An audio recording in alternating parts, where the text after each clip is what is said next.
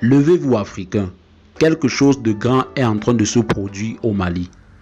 Depuis Bamako jusqu'aux confins de Kidal, l'armée malienne impressionne par sa puissance, sa discipline retrouvée et sa capacité de riposte.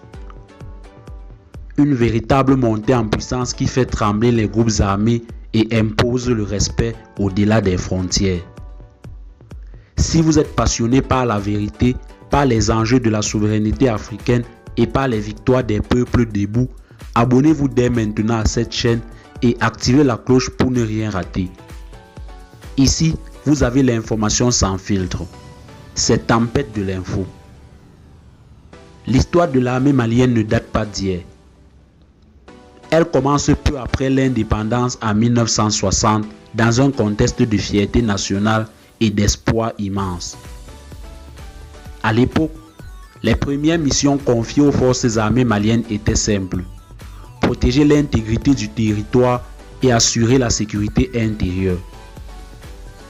Mais très vite, les limites sont apparues. Manque de formation, insuffisance d'équipement, instabilité politique. Le Mali, traversé par des coups d'État à répétition, a souvent vu son armée instrumentalisée, affaiblie et détournée de sa mission première. Pendant des décennies, les forces armées maliennes ont souffert d'un manque de considération. Des soldats mal formés, mal équipés, parfois abandonnés sur le terrain face à des ennemis déterminés. Dans le nord, les rébellions touaregs successives ont mis à nu la faiblesse de l'État central. Puis sont venus les groupes terroristes, les attaques kamikazes, les embuscades, les bases détruites. Le constat était amer. L'armée malienne n'était plus en mesure de protéger son peuple. Et pendant ce temps, les partenaires internationaux, eux, s'enlisaient. Mais en 2020, un tournant majeur s'est opéré. L'arrivée du colonel Assimi Goïta au pouvoir a marqué le début d'un changement radical. Plus qu'un coup d'État, c'était un cri du cœur, un appel à la rupture, une promesse de restaurer la dignité perdue. Et tout a commencé par l'armée, car aucun pays ne peut se relever sans une armée forte. Assimi Goïta l'a compris dès le départ.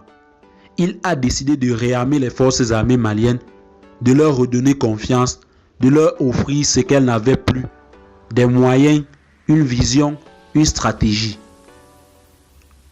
Fini la dépendance totale aux forces étrangères. Il fallait désormais bâtir une armée souveraine capable de défendre le territoire malien sans béquille extérieure. Le chantier a été immense. Il a d'abord fallu recruter.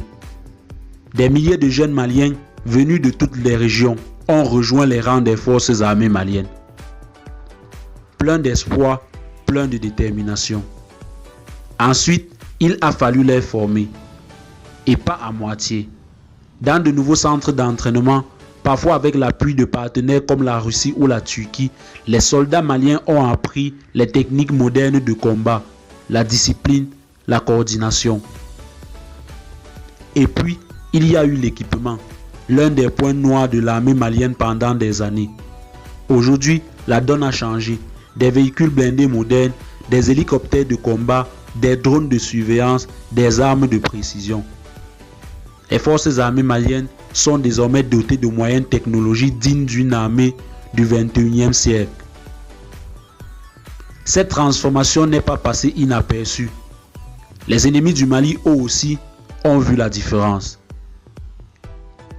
Avec ces nouveaux moyens, les capacités opérationnelles ont changé du tout au tout. Fini les patrouilles isolées qui se faisaient massacrer dans des embuscades. Place à des opérations coordonnées menées au sol et dans l'air. Les unités d'élite ont été réorganisées, les services de renseignement renforcés, la logistique repensée. Chaque mouvement ennemi est aujourd'hui traqué, surveillé, anticipé. Les résultats ne se sont pas fait attendre. Plusieurs bastions terroristes ont été repris. À Kidal, à Tessaï, À Menaka, l'armée a marqué des points. Les bases abandonnées ont été reconstruites et sécurisées. Les drapeaux maliens flottent là où il y avait le chaos. Des chefs djihadistes ont été neutralisés, des routes logistiques ennemies coupées, des villages libérés. Le moral des troupes est au plus haut et le peuple commence à retrouver confiance. Ce regain de puissance militaire ne s'est pas fait seul.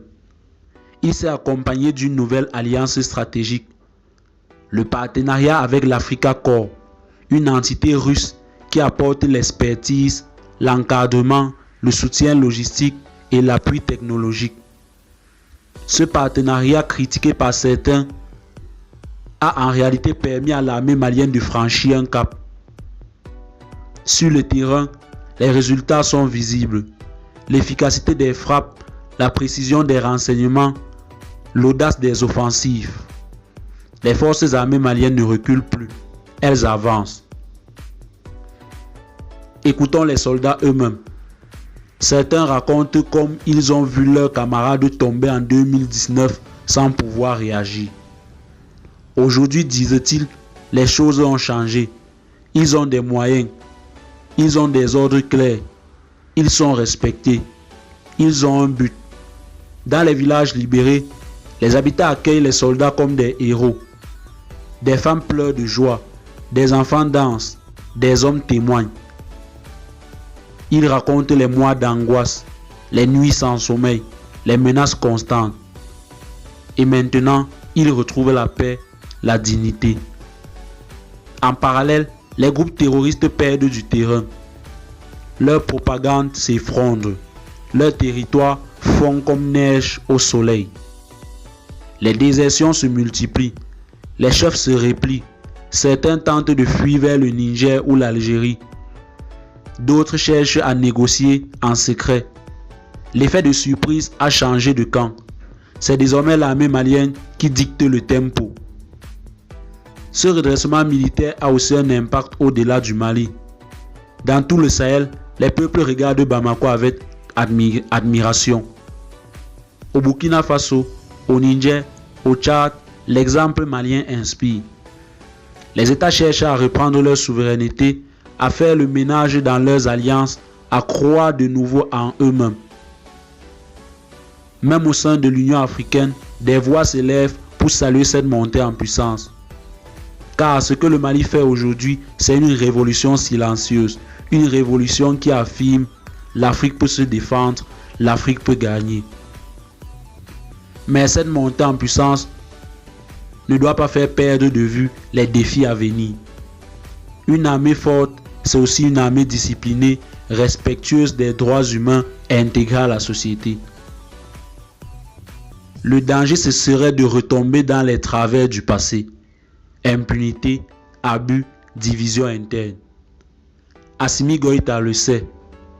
C'est pourquoi des efforts sont faits pour renforcer la formation civique et éthique des troupes, pour encadrer les opérations, pour surveiller les comportements. Il reste aussi le défi de l'unité nationale. Le combat contre le terrorisme ne peut être gagné que si le peuple malien est uni. Si toutes les composantes du pays, du nord au sud, de l'est à l'ouest, se sentent respectées, écoutées, intégrées, l'armée ne peut pas tout faire seule. Elle a besoin du soutien de la population, de la collaboration des autorités locales, de la mobilisation des jeunes. Et surtout, l'armée malienne doit garder son cap. Ne pas se laisser distraire, ne pas se diviser. Continuer à se former, à s'équiper, à se moderniser. Chaque victoire doit être consolidée. Chaque libération territoriale accompagnée d'un retour de l'administration, des services sociaux, des écoles, des hôpitaux. Aujourd'hui, les forces armées maliennes écrivent une nouvelle page de l'histoire du Mali. Une page de courage, de détermination et de renaissance. Une page qui dit « Nous sommes debout, nous ne céderons plus, nous irons jusqu'au bout ». Et vous, que retenez-vous de cette montée en puissance? Dites-le en commentaire. Partagez cette vidéo autour de vous. Et surtout, abonnez-vous car ici, nous montrons l'Afrique qui gagne, l'Afrique qui combat, l'Afrique qui triomphe.